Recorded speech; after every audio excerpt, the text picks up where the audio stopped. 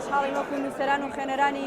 شاری کەرکووک کە کتێبخانەیەکی لەم شێوەیە کراوەتەوە لە شارەکەمان پێشتر چەندین کیلۆمەترمان ئەبڕی بۆ کڕینی چەند کتێبێک ئێستا خۆشبەختانە ڕێدوورمان نزیکەوە بۆ زۆر زۆر خۆشحاڵین و دووبارە پیرۆز بێت.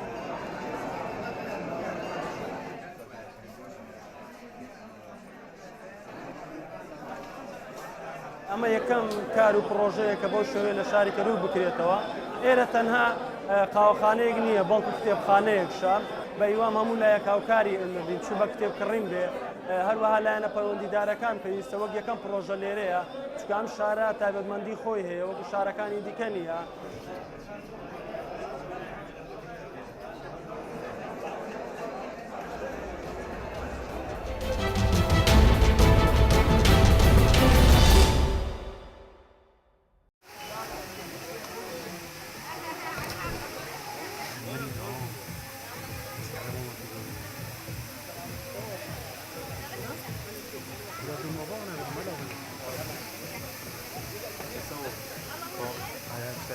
Bere avantazio le kud bene garo kara u avantazio u hovine am galak jorantuna vere jaha ke hina le hovine do am malavoniote dot kenu galak jisar jisri khutovenu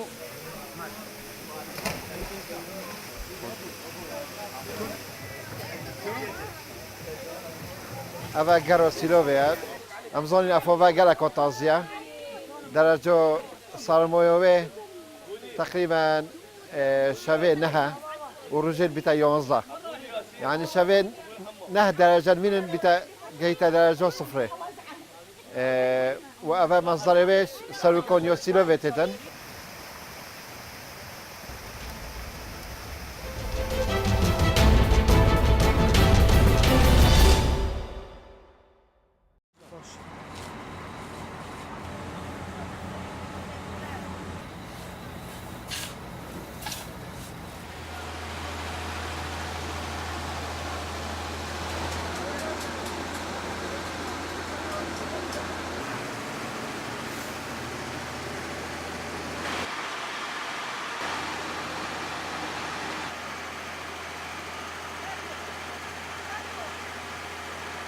ئیشەکەیان لە بۆ مندارەکان ڕادەپەڕێنم ئەوە 20 ساڵ دەبێ ئیشەی دەکەین ساوەر و برش خەرک دەینە لامان لە بۆیان لێ دەکەین و لێیان دەهاڕین و ئەزە لە هەموو جۆرەکە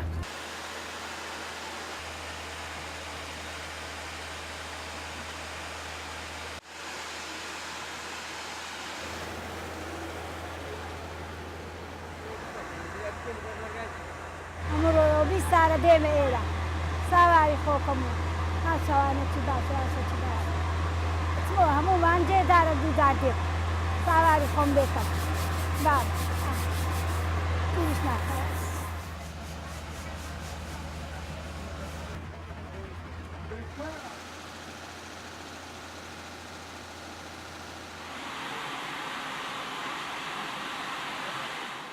نواتویەکەوە شیعشی دەکەین لێوەکان لەگەر برایەکانم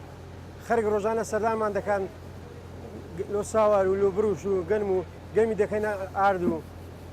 سا 12 ماجانی خەرگ هەر دێتن بە مستەمری قەقلا هەیە.